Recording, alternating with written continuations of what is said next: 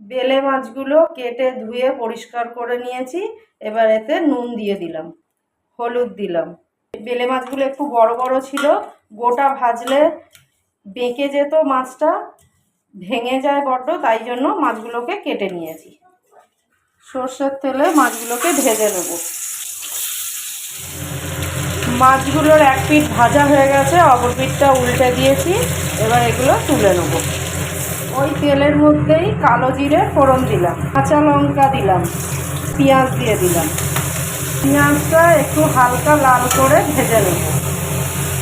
লম্বা করে কেটে নেওয়া আলু দিয়ে দিলাম।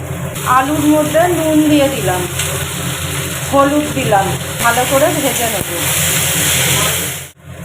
আলুটা একটু নুন হলুদ দিয়ে ভেজে নিয়েছি। এবার এর মধ্যে সামান্য একটুখানি জিরে আর আদা বাটা দিয়ে দেবো। মশলাটা একটু কষে নেব। সামান্য একটুখানি লঙ্কার গুঁড়ো দিয়ে দিলাম।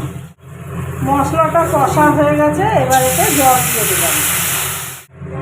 আলুটা সেদ্ধ হওয়ার জন্য 2 মিনিট একটু ঢাকা দিয়ে দেবো। আলুটা সেদ্ধ হয়ে গেছে, এবারে ভেজে রাখা বেলে মাছটা এতে দিয়ে দিলাম। আবারও 2 মিনিট একটু ঢাকা দিয়ে দেবো। 2 মিনিট হয়ে গেছে, মাছগুলো সেদ্ধ হয়ে গেছে। এবার গ্যাসটা আমি অফ করে দেবো। তৈরি করে নিলাম বেলে মাছের রসা। এবার এটা ঢেলে নেব। নতুন বন্ধুদের সাবস্ক্রাইব করার জন্য অনুরোধ রইল।